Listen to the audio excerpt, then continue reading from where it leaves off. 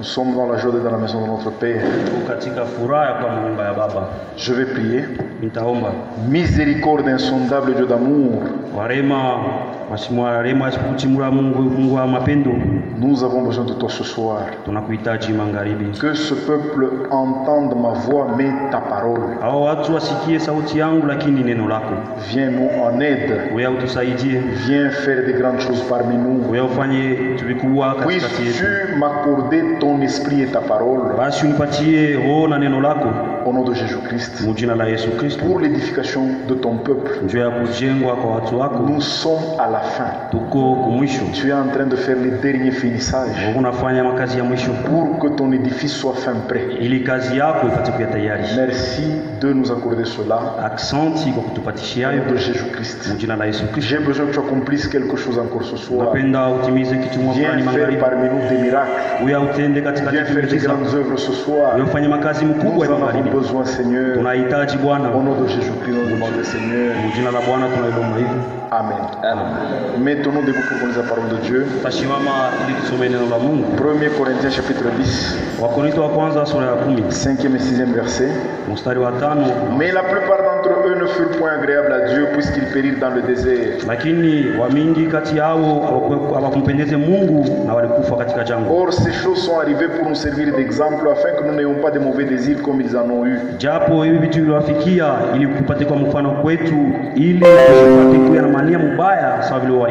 Verset 10. Non, verset 11. Ces choses leur sont arrivées pour servir d'exemple. Et elles ont été écrites pour notre instruction à nous qui sommes parvenus à la fin des siècles. Ainsi donc, que celui qui croit être debout prenne garde de tomber. Que Dieu bénisse la lecture de sa parole. Mettez-vous. Nous sommes en train de voir Israël et l'Église. Nous faisons un parallélisme entre notre marche et celle d'Israël. Hier, nous étions en train de voir Israël en Égypte. Par la grâce de Dieu, nous avons beaucoup de choses qui s'appliquent également à notre marche. On a vu comment le message que Moïse a apporté, le message de Dieu, a créé encore des problèmes à Israël. Et nous aussi, quand nous recevons la parole de Dieu,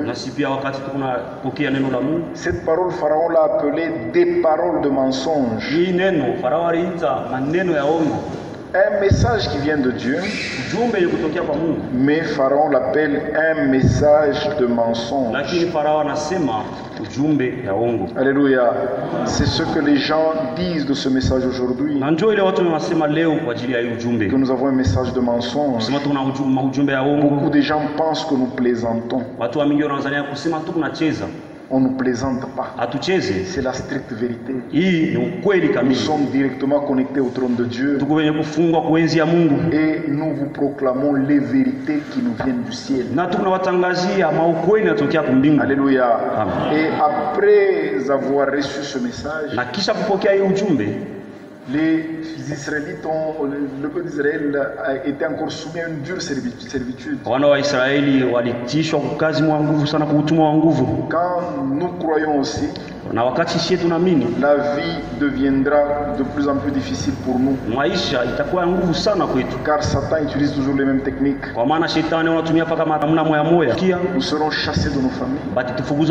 Alors que les impudiques, les adultères et tout le monde trouvent encore leur place. Vous verrez même dans la vie, les gens vont préférer écouter quelqu'un qui est en train de les mentir. Ils sont même conscients que ce qu'il dit c'est faux. Ils préféreront même rester avec lui l'écouter que nous écouter nous avec la parole. Et ils sont conscients que ce que nous disons c'est la vérité. Mais nous serons toujours les malvenus. Nos paroles, nos actes, nos gestes seront mesurer et juger au millimètre près. Bataipima kidogo kidogo. Alléluia. Karibu. On va nous juger sur nos petits détails. À tous les autres, on va leur permettre de faire ce qu'ils veulent. Bon courage. Car Christ nous avait déjà prévenu pour cela. Il nous avait dit, si on fait ceci à moi qui suis un bois vert, que dire de vous des bois secs? Il l'avait dit, vous serez haïs de tout ça. C'est la parole de Dieu. Ça doit s'accomplir. Matthieu 5 verset 11. Matthieu 5. Lisons le verset 11 et 12. Heureux serez-vous lorsqu'on vous outragera. Les gens sont heureux aujourd'hui quand on lui donne $200. Quand on lui donne une maison. Mais selon Christ, il nous demande d'être heureux quand nous serons outragés. Alléluia. Il dit qu'on vous persécutera et qu'on dira faussement de vous toutes sortes de mal à cause de moi. Qu'est-ce que nous n'avons pas entendu dans ce monde? Alléluia. Les gens disent n'importe quoi de nous. Cela est arrivé à Israël. Alléluia. Donc nous sommes au moins prévenus. Prenons courage. Et avec cette parole que nous avons reçue, nous avons placé une épée dans les mains de Satan. Exode chapitre 5 verset 14. On bâtit même les commissaires des enfants d'Israël. On bâtit Kwapika, établi sur eux par les inspecteurs de Pharaon. Verset 17. Pharaon répondit, vous êtes des paresseux. Des paresseux. Voilà pourquoi vous dites nous allons offrir des sacrifices à l'Éternel. Verset 20. En sortant de chez Pharaon, ils rencontrèrent Moïse et Aaron qui les attendaient. Ils leur dirent que l'Éternel vous regarde et qu'il juge. Vous nous avez rendu odieux à Pharaon et à ses serviteurs. Aujourd'hui, ce que nous vous annonçons comme parole de Dieu, c'est pour votre bien. Mais l'histoire se répète. Vous trouverez les gens venir se plaindre auprès de leur pasteur que c'est lui leur porte-malheur. Alléluia. Moïse était en train de leur donner un message de délivrance. Mais ils sont venus se plaindre, disant que c'est toi qui nous rends la vie difficile. Alléluia. On va nous accuser à tort. Il n'y a pas de problème. Alléluia. Nous sommes conscients que ce message que nous vous donnons, c'est un message de délivrance. Vous avez mis une épée dans leurs mains pour nous faire périr. Et face à cela, Moïse commença même à douter de son propre ministère. Il dit comment Dieu peut m'envoyer au lieu d'apporter la délivrance au peuple, mais je leur rends encore la vie difficile. Alléluia. Ça sera toujours ainsi. Quand nous irons pour apporter la délivrance au peuple, c'est là que nous allons éveiller l'attention de Satan. Satan sera plus sévère envers eux. Pourquoi serviteur de Dieu ne faites jamais le travail à moitié. Alléluia. Quand vous dérangez quelque chose, il faut finir ça. Alléluia. Et Moïse retourna vers l'Éternel et dit, Seigneur, pourquoi tu fais du mal à ce peuple? Pourquoi m'as-tu envoyé? Depuis que je suis allé vers Pharaon pour parler en ton nom, tu fais du mal à ce peuple et tu n'as point délivré ton peuple. Alléluia.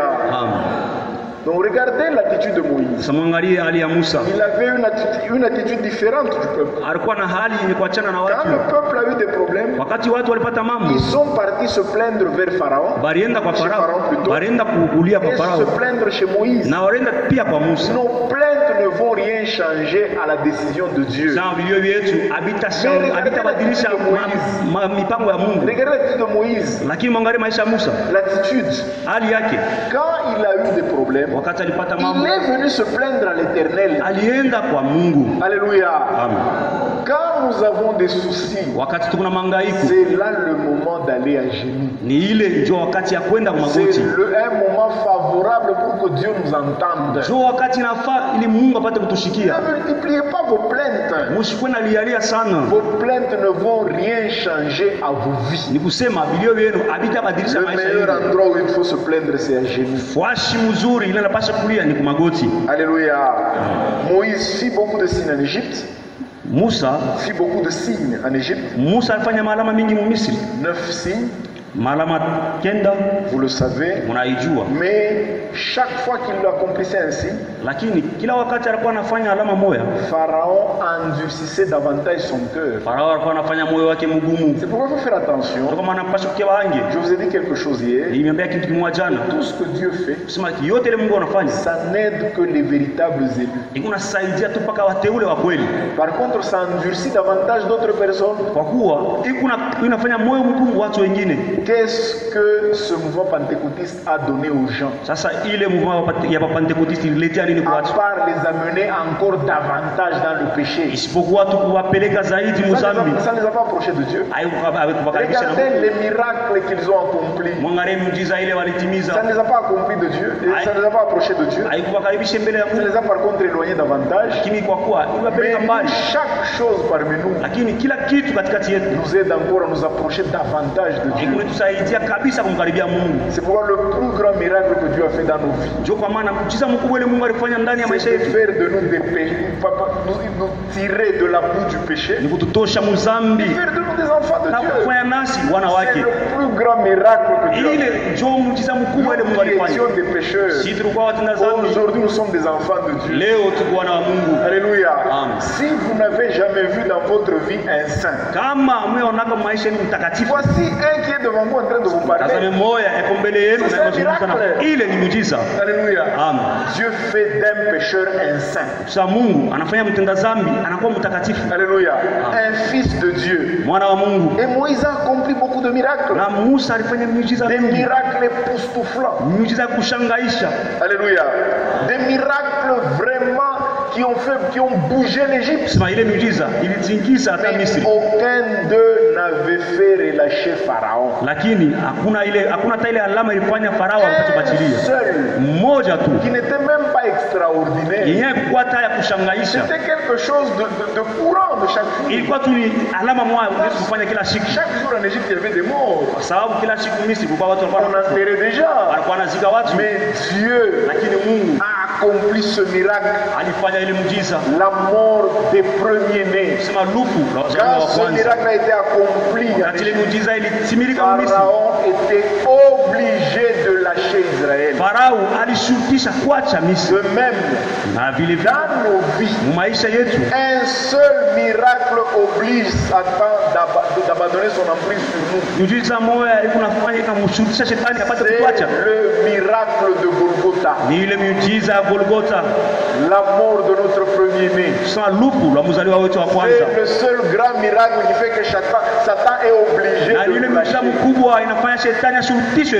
Aujourd'hui, Dieu peut vous délivrer d'un démon de gastrite. Un démon de tension va te saisir. Dieu va t'en délivrer. Demain, c'est un démon d'hernie qui va te saisir. Un seul miracle fait que Satan nous lâche. C'est le miracle de Golgotha. Dans celui qui n'a jamais expérimenté ce miracle, il expérimente. C'est le seul plus grand miracle de notre vie. Cherchez ce miracle avant les autres. C'est le plus important.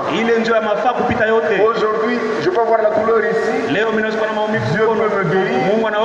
demain, Satan tiendra l'autre main. Lakini kesho shetani atabeba hii mkono. Alléluia. Mais le seul miracle, lakini muujiza moja, quand il s'accomplit, wakati inatimizwa, Satan lâche définitivement. Shetani unatilia kwa lote. C'est le miracle de Golgotha. Ni muujiza la mort de notre premier-né. Lufu la mzaliwa wetu wa kwanza. Le premier-né de Dieu. Ule mzaliwa wa kwanza wa Mungu. La mort de Jésus-Christ. Lufu la Kristo. Quand ce miracle a été accompli, wakati ile muujiza ilitimizwa, Pharaon était obligé de relâcher Israël. Farao alishurutishwa aache wana wa Israeli wapate kwenda. Ndio kwa maana c'est le miracle qui doit vraiment occuper notre place. Ndio muujiza ile inapaswa kuwa nafasi c'est yetu. le miracle qui doit occuper la première place dans l'église. Ni ile muujiza inapaswa kuwa nafasi ya kwanza kwa kanisa. De manière à ce que ces gens, les hommes qui nous écoutent expérimentent ce miracle. Hubiri mnamna kusema watu wanatushikia pate kuonja ile muujiza. Alléluia.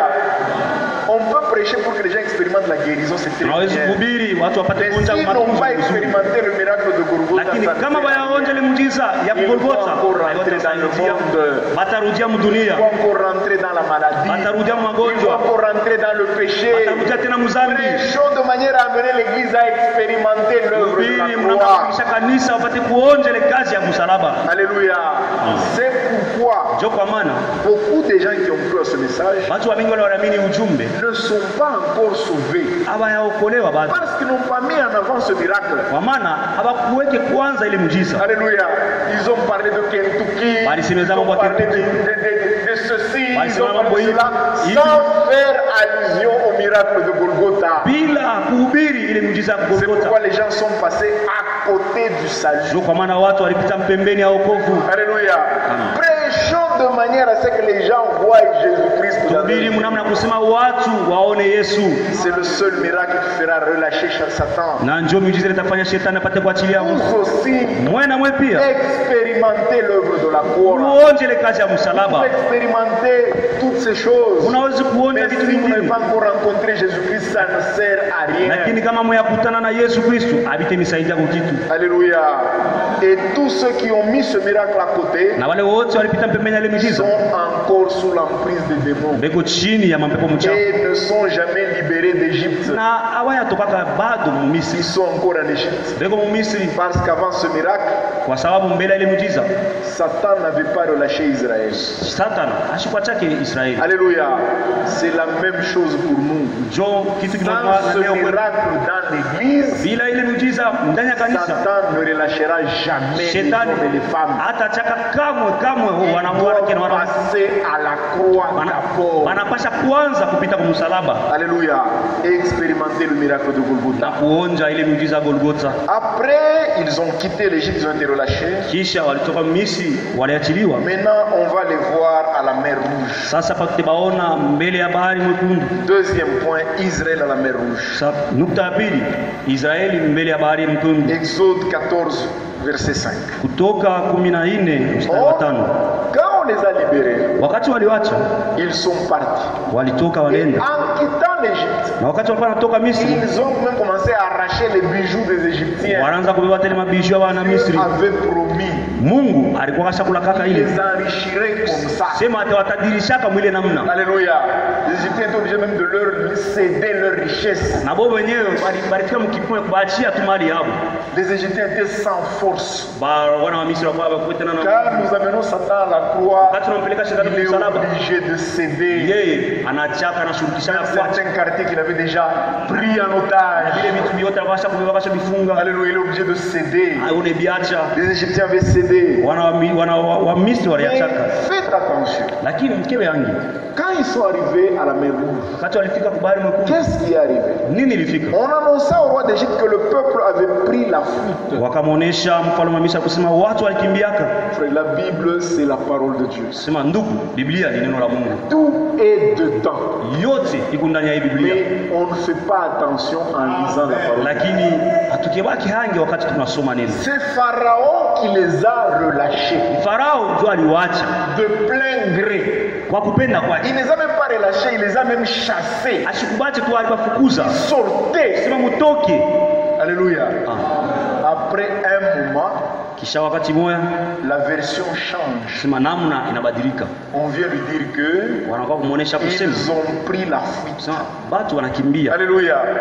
Pharaon a oublié que c'est lui-même qui venait de signer un décret de leur libération. Et sur les champs, il s'est énervé. Alors le cœur de Pharaon et celui de ses serviteurs furent changés à l'égard du peuple. Dieu avait promis qu'il ferait de grandes choses pour sa gloire. Quand quelqu'un commence à se perdre, on le voit même dans l'arrogance. Alléluia. Les esprits arrogants ne viennent pas de Dieu. Pharaon a changé. Il dit, qu'avons-nous fait en laissant l'Israël, donc nous n'aurons plus de service. Et Pharaon attela son char et prit son peuple avec lui. Quand Israël était en Égypte, la Bible dit qu'il y avait des inspecteurs placés à sa tête pour le contrôler.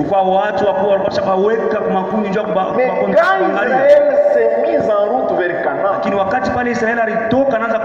n'était plus l'affaire des inspecteurs, c'était l'affaire de Pharaon lui-même avec tout son peuple. Quand nous étions dans le monde, c'était l'affaire de quelques démons seulement. Quand nous commençons à quitter le monde, ce n'est plus l'affaire des démons, ça devient l'affaire de Satan avec tous les démons. L'affaire devient encore très compliquée. Anza kuamini na mjomba yako kudilolo atakuita ashakuita atakuita. Même ton oncle de Kilo t'appellera. Qu'est-ce que j'entends? Tu pries dans quelle église maintenant? Quand tu fumes du chanvre, il ne t'appelle jamais. Quand tu te prostitues, il ne t'appelle jamais pour t'interdire. Mais commence à être sérieux avec les choses de Dieu. Tout le monde maintenant s'intéressera à ta vie. Alors que tout ce temps, personne ne s'est occupé de moi. Alléluia. Personne ne s'est intéressé de toi. Comme on chante, il y a un cantique. Dans le péché je sombrais, loin de la rive de paix, des temps si fort suyés, au point de non-retour. Nous étions au milieu de la mer du péché. Personne ne se souciait de nous. Quand Dieu commence maintenant à se soucier de nous, là les gens deviennent maintenant intéressés à nos vies. Là que tu auras des conseillers. Non, regarde avec ces parce que ça, ce n'est plus l'affaire des démons. Ça devient l'affaire de Pharaon avec tout son peuple. Donc notre situation devient encore très compliquée. Alléluia. Là, nos dossiers ne sont plus traités par quelques démons seulement. Satan nous surveille de très près maintenant. Faisons très attention. Alléluia. Il prit 100 chars d'élite. C'était juste quelques inspecteurs avec des fouets. Alléluia. Mais quand ils ont commandé à sortir d'Égypte, c'était Pharaon avec des chars d'élite. Faites attention. Quand vous commencez à quitter le monde, là Satan ne vient plus avec des fouets. Il vient maintenant avec des chars. Ça devient, c'est une guerre. Alléluia. C'est la guerre. Ce n'est plus un amusement, mais c'est une guerre. Alléluia. Et tous les chars d'Égypte ile mafarasi yote ya Misri. Il y avait sur tous des combattants. Bote walikuwa wakupigana vita. C'était d'abord des inspecteurs. Walikuwa tu wakubwa kwanza wakati walikuwa Mais à la sortie c'était des combattants. Lakini bakutoka walikuwa ni watu wanapigana vita. Pourquoi Dieu a dit? Ndio kwa maana Mungu alisema. C'est dans Matthieu 12. Mathayo 12. Quand un démon sort, wakati mpo mchafu anatoka, il va chercher 7 démons plus forts. Ekuenda kutafuta mapepo mchafu 7 yenye kwa nguvu kumshindia. C'est quand Dieu vous délivre que la bataille devient encore très compliquée. Ni pale Mungu anakufungula ndio pale vita inakuwa tena nguvu. Faites attention. Mfikiwe ange. Baissez pas les bras. Msichoke. Alléluia. Ils ont pris tous les combattants d'Égypte. Et l'Éternel endurcit le cœur de Pharaon, roi d'Égypte. Et Pharaon les enfants d'Israël. Les Égyptiens les poursuivirent. Et tous les chevaux, et chars de Pharaon, ses cavaliers et son armée, les avaient campés près de la mer. Alléluia. La bataille était devenue très difficile et très compliquée. Pharaon les avait poursuivis. Alléluia. Et Pharaon s'est mis tout de suite à la poursuite d'Israël. Alléluia. En Égypte, ce fut de simples commissaires. Mais maintenant, ce n'était plus de simples commissaires. C'était maintenant toute l'armée d'Israël. Et toute l'armée d'Égypte. Alléluia. Satan utilisera des gros moyens pour encore nous ramener en Égypte. Satan n'est pas content quand nous quittons les deux mondes. Parce que nous sommes en train de le détruire. Alléluia. Nous sommes en train de détruire son emprise sur nous. Il ne nous laissera pas tranquilles. C'est pourquoi deux fois les frères et les sœurs ne comprennent pas. Il va venir proposer quelque chose à son pasteur. Il va lui dire, il n'y va pas. Ça fait quoi? Alléluia. Il ne comprend pas que toute occasion est bonne pour le diable pour vous ramener encore en Égypte. Il y a des gens qui sont partis, ils ont voyagé avec des raisons fondées. C'était juste une occasion pour les ramener encore dans le monde.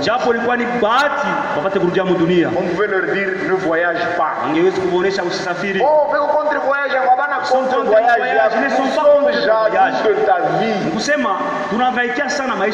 Alléluia. Satan maintenant utilise des gros moyens pour nous ramener en Égypte. Nous devons faire tout ce qui est à notre pouvoir pour vous garder jalousement dans la parole de Dieu. Oh, mais n'a pas ta cage. Ne travaille pas. Alléluia. Ne va pas faire ce travail. On voit que c'est un piège du diable pour te ramener en Égypte.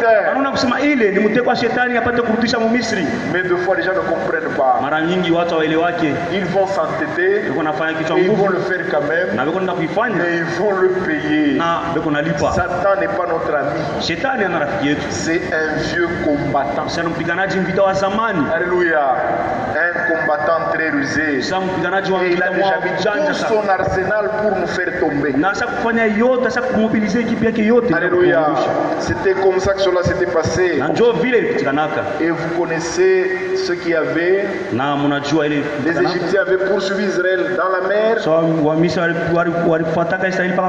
avec toute leur armée et ils avaient été détruits là. Et Moïse avait dit quelque chose à Israël que ces Égyptiens que vous voyez, vous ne le reverrez plus jamais.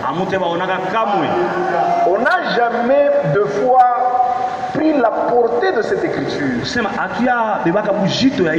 Alléluia. Frère, la parole de Dieu ne peut pas se tromper. Quand ils ont traversé la mer Rouge, ils n'ont jamais eu un combattant appelé Égyptien. Alléluia. Ils avaient maintenant des Philistins, des Jébusiens, des Éthiopiens, mais pas des Égyptiens. Alléluia. Aujourd'hui, c'est honteux pour les frères et les sœurs. Tu as cru. Et quand tu as cru, tu avais certains démons en Égypte. Comment jusqu'aujourd'hui tu te bats contre les mêmes démons? Ce n'est pas conforme à la parole de Dieu. Dieu avait dit, ces Égyptiens que vous voyez, vous ne les reverrez plus jamais. Il y a des démons qui sont partis quand on a cru au Seigneur. On ne les a jamais. Alléluia. Nous nous battons contre d'autres démons. Mais pas ceux qu'on avait dans le monde. C'est ça que Dieu a promis. Alléluia. Tout véritable croyant doit expérimenter ça. Pourquoi tu te bats encore contre l'adultère aujourd'hui? Pourquoi tu te bats encore contre le chanvre aujourd'hui? C'est que tu ne veux pas être délivré. Alléluia. Il a dit, ces Égyptiens que vous voyez, vous ne les reverrez plus jamais. Dieu n'avait pas dit que vous ne vous battrez plus jamais de votre vie. Non. Il a dit les Égyptiens. Alors, vous ne les reverrez jamais. Alléluia. Quand nous avons traversé la mer du baptême, il y a des démons qui sont restés de l'autre côté. On ne les a jamais vus. Dieu nous a sauvés. Et ces démons sont restés dans le monde. Aujourd'hui, nous battons contre d'autres choses. L'incompréhension, la colère, c'est d'autres choses. Alléluia. Mais les Égyptiens là sont restés en Égypte. Ils sont morts dans la mer Rouge. Alléluia. Chacun doit expérimenter cela lorsqu'il passe à la croix. Alléluia. Comment tu continues encore à voir les Égyptiens? Parce que tu es encore en Égypte. Alléluia. Nous, on ne voit plus les Égyptiens. On voit maintenant les Philistins, les Jébusiens, les Amoréens, mais pas des Égyptiens. Alléluia. C'est ce que Dieu a promis. Ils sont restés. C'est une page tournée. Alléluia. C'est une affaire close. Nous regardons maintenant à autre chose. Comme Paul disait, il y a des choses, j'ai déjà mis ça derrière. Et je ne vois maintenant contre ce qui est devant. Ce qui est derrière est resté. Alléluia. Chrétiens et chrétiennes, sachez prendre une bonne décision. Alléluia. Et après la traversée d'Israël, la mer Rouge, tous ces oppresseurs furent tués. C'est ce que la Bible dit. Tous sont morts. Et Israël pouvait seulement les voir leurs cadavres sur la mer. Et commandant de la deuxième région militaire, le commandant de la deuxième région militaire est là. Et il les voyait morts. Nous aussi aujourd'hui, on peut témoigner que Dieu m'a délivré de telles choses. Je peux voir comment telle chose est morte dans ma vie. C'est mort, je constate que c'est déjà mort. Ça n'a plus de force. Alléluia. Chacun doit expérimenter cela. Alléluia. Après, ils ont commencé la marche la plus difficile et la plus longue de leur vie. Alléluia. C'est la marche du désert. Ça les a pris 40 ans. Ce n'était pas sans le calendrier de Dieu. Ce n'était pas comme ça le calendrier de Dieu. C'était une marche de 3 jours. C'est ce que Moïse dit à Pharaon. Nous marcherons pendant 3 jours. Et nous allons voir la montagne pour louer notre Dieu. Mais ils ont fait 40 ans dans cette marche du désert. Pour arriver dans le repos de Dieu, chacun ici est en train de faire son propre calendrier. Regardez Corneille, un homme de la même nature que nous, un païen comme nous. Frère, On a entonné un cantique. La maison était chauffée. Ce n'était pas l'église. Chez à la maison. Alléluia. Louange. Oui, frère Pierre prend la Bible. Il a commencé à prêcher comme je prêche ici. Quand vous lisez la prédication de Pierre, ça n'a pas pris 45 minutes comme moi je prêche. Alléluia. C'est une courte prédication. Et pendant que Pierre parlait, toute la maison, pas Corneille seulement, fut baptisé. Alléluia. Dieu ne change pas sa manière d'agir. Aujourd'hui, les gens font 20 ans, 10 ans, mais jamais ça va avoir le Saint-Esprit. Eux-mêmes fixent leur calendrier selon la parole de Dieu. Quand quelqu'un croit, qui croit? Moi je crois. On le baptise. En le sortant de l'eau, il a le Saint-Esprit. C'est ce que Dieu a dit. Alléluia. Lisez bien Acte 2. Il a dit, vous serez baptisés et ensuite vous aurez ça. Alléluia. Donc si quelqu'un a bien cru, après le baptême, Dieu a géré sa foi dans le Saint-Esprit. Pourquoi faisons 10 ans? Nous-mêmes, nous fixons notre propre calendrier pour la voir. Corneille, c'était avant même le baptême. Donc, lui-même a changé le calendrier. On a baptisé un homme rempli du Saint-Esprit. Alléluia. On a besoin qu'il y ait baptisé Saint-Esprit. Alléluia. Si Dieu l'a fait une fois, il peut encore le faire aujourd'hui. On appelle à l'hôtel déjà quelqu'un est baptisé Saint-Esprit. Israël, s'ils étaient obéissants, 3 jours après, ils devaient arriver en Canaan. Mais ils ont fait 40 ans de leur incrédulité seule. Voilà pourquoi les gens traînent encore dans le monde aujourd'hui.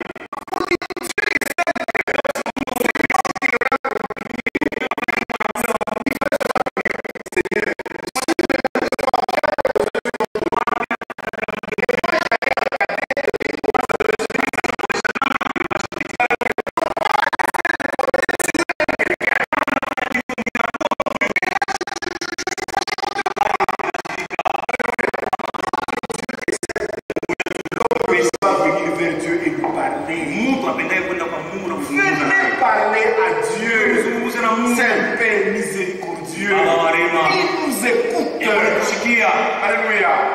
On représente un Dieu compliqué. Qui est là avec un fouet en train de circuler avec le fouet.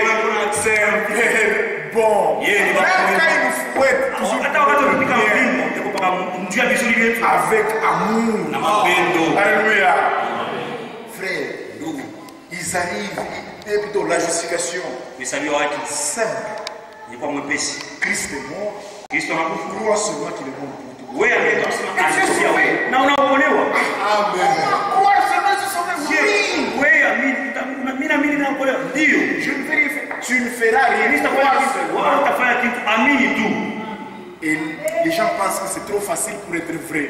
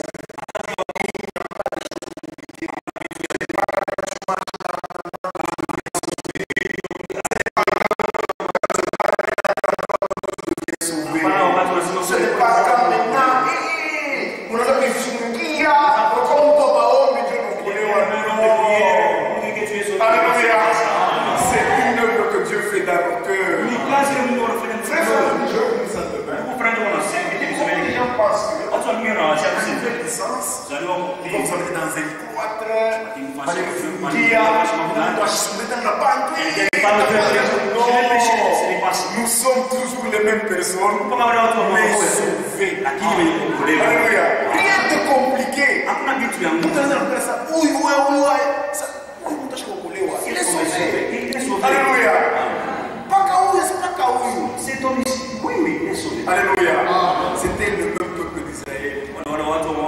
Qui n'était plus sous la servitude de Pharaon. Il n'y avait rien de visible sur leur corps. Mais seulement, ils avaient maintenant la liberté de mouvement. J'étais sur eux. Il n'y avait plus de Pharaon sur eux. Ils avaient la liberté de marche. Nous aussi, c'est tout ce que nous constatons dans nos vies. Avant, Satan m'opprimait. Fais ça. Mais maintenant, j'ai la liberté de mes mouvements. Alléluia.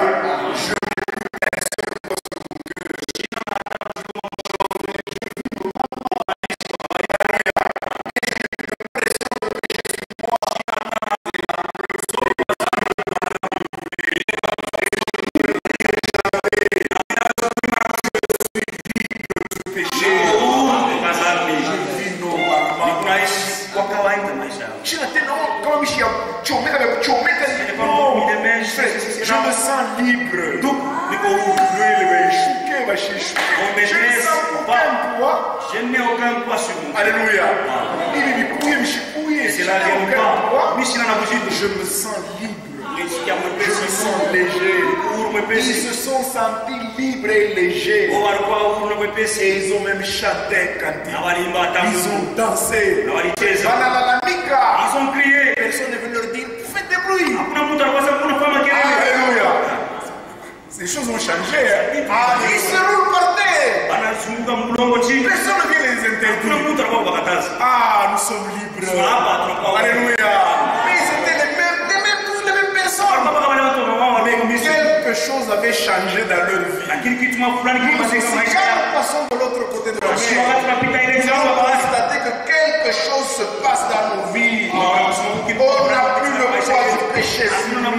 On n'en a même plus le souvenir. On a les yeux rivés sur notre marche. Alléluia. C'est ce qui s'est passé. Mais c'était la partie la plus difficile qui commençait. La sanctification. On va voir ça demain en détail. La justification était facile. Parce que c'est Dieu lui-même qui l'a communiqué. Leur tâche c'était croire seulement. Mais la sanctification c'était la partie la plus compliquée. Parce que ça dépendait maintenant de l'homme. Alléluia. Pour marcher, c'était maintenant l'homme. Même pour entrer en Canaan, qu'ils aillent observer et accepter d'y entrer. Alléluia. Là c'était maintenant l'homme. Parce qu'il y a trois choses qu'il faut bien avoir. La présence de Dieu, la volonté de Dieu et la volonté de l'homme.